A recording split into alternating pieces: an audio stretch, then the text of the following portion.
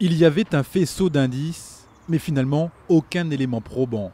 Rien, à l'heure actuelle, ne permet de faire le lien direct entre l'ex-policier municipal de Menton-Saint-Bernard et la tuerie de Chevaline. On n'a pas retrouvé l'arme du crime, on n'a pas retrouvé le casque que portait le motard vu dans la Combe d'Ir, on n'a pas retrouvé la moto et on n'a pas retrouvé non plus son ADN sur la scène de crime. Mais pour autant, l'homme de 48 ans n'est pas prêt de retrouver sa liberté dans l'immédiat, car les enquêteurs sont tombés sur une seconde affaire lors des perquisitions à son domicile. À savoir les nombreuses armes et munitions qui ont été découvertes en perquisition au domicile de gardé à vue et qui conduiraient cette personne à être déférée devant le procureur de la République, qui conduirait à une ouverture d'informations judiciaires et après à un placement soit sous contrôle judiciaire, en fonction de la gravité des faits et de la complexité de l'enquête à faire derrière, éventuellement un placement en détention provisoire. Une quarantaine d'armes de guerre saisies en tout, dont des pistolets, fusils, grenades et explosifs.